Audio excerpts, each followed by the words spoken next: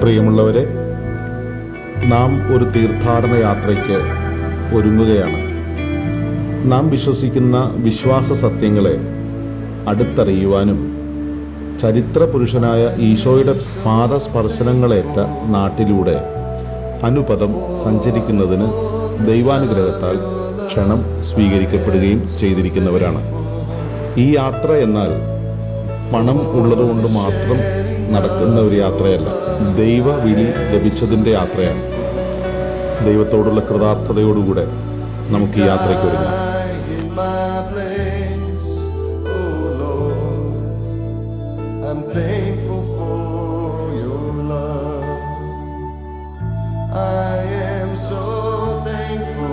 തീർത്ഥാടനത്തിൽ നാം യാത്ര ചെയ്യുന്നത് ബൈബിൾ നാടുകളിലൂടെയാണ്.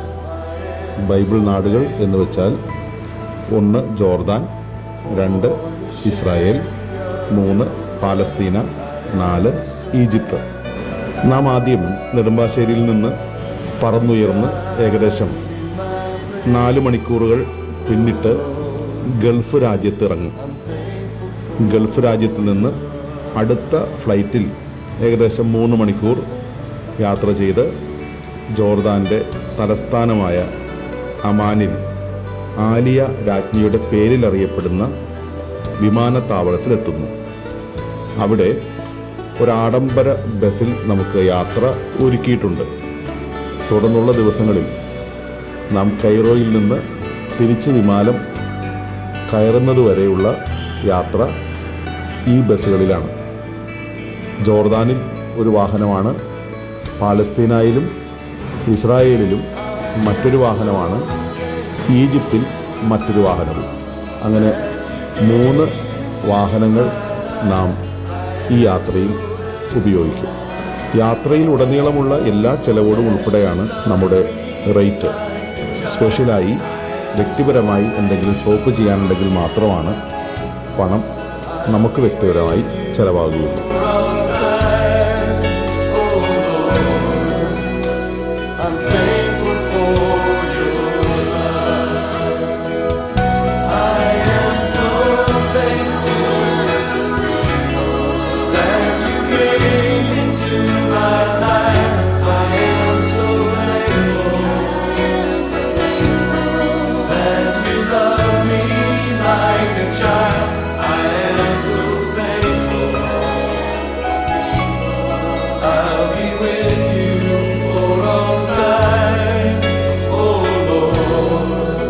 ഇനിയുള്ള ദിവസങ്ങളിൽ 2027 വെക്കേഷൻ സമയത്ത് മെയ് മാസം ആദ്യമാണ് നമ്മുടെ യാത്ര ഒരുക്കിയിരിക്കുന്നത്.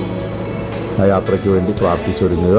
എല്ലാവർക്കും നല്ല രീതിയിൽ യാത്ര ചെയ്യുന്നതിന് വേണ്ടി ദൈവത്തിൻ്റെ അനുഗ്രഹങ്ങൾ തുടർന്നുള്ള ദിവസങ്ങളിൽ നമുക്കെല്ലാം ഉണ്ടാവട്ടെ എന്ന് പ്രത്യേകം പ്രാർത്ഥിക്കുന്നു, നിയോഗങ്ങൾ സമർപ്പിക്കുന്നു. നമ്മുടെ യാത്ര ദൈവകരങ്ങളിലാകട്ടെ എന്ന് പ്രാർത്ഥിച്ചുകൊണ്ട് ഫാദർ സെബാസ്റ്റ്യൻ കറുകപ്പള്ളി.